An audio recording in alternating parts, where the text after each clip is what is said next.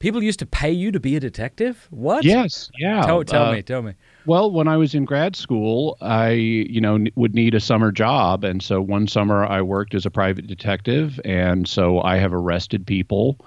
And that is always an intense experience because How can you do that without being an official police officer? Citizen's arrest. Citizen's arrest. Okay, so awkward experience when you arrest people. Uh-huh. Yeah, because you never know if they're going to fight back, and you never know if they're going to be armed when they fight back. And so there's a reason why all detectives smoke. It's just after you get done busting somebody, you need to unwind. Wow. Oh, that's fantastic. Speaking of mysteries, I was reading a bit of Father Brown last night by G.K. Chesterton. I'm not sure if you enjoy those little stories or not. I'm familiar with them. I've seen some of the adaptations, but I haven't read the stories themselves yet, although I just did get the complete set. Oh, very good. Why do you think it is that people love to read mysteries?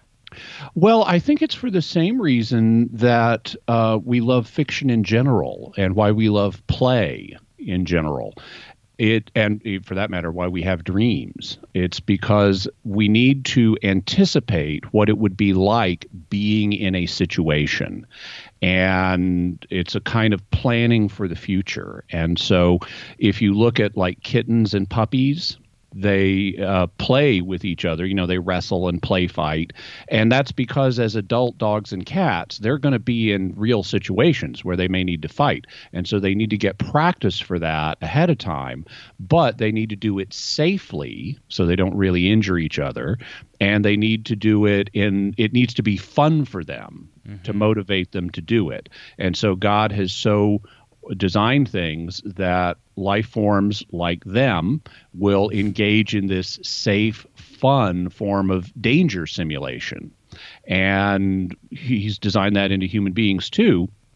But because we're much more cognitively oriented, we have rational souls, we play in a different way. Now, kids will play cops and robbers and things like that, or soldiers or whatever, and they'll play fight. But little girls commonly, historically, have always played with dolls and things like that. But that's really the impulse behind fiction. Fiction is putting ourselves in imaginative situations. It needs to be safe, which fiction is. It needs to be fun, which good fiction is.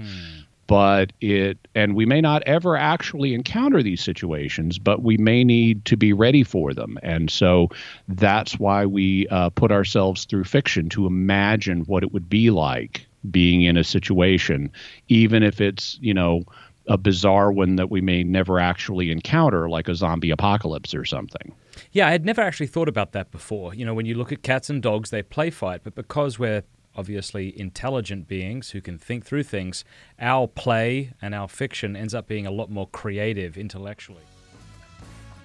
Thank you for watching this clip. You can click here to watch the full episode. And I want to say a big thanks to our sponsors and to our amazing patrons for making all of this possible. Please do us a favor before you go. Click that subscribe button and then the bell. And that way YouTube will be forced to let you know every time we put out a new episode.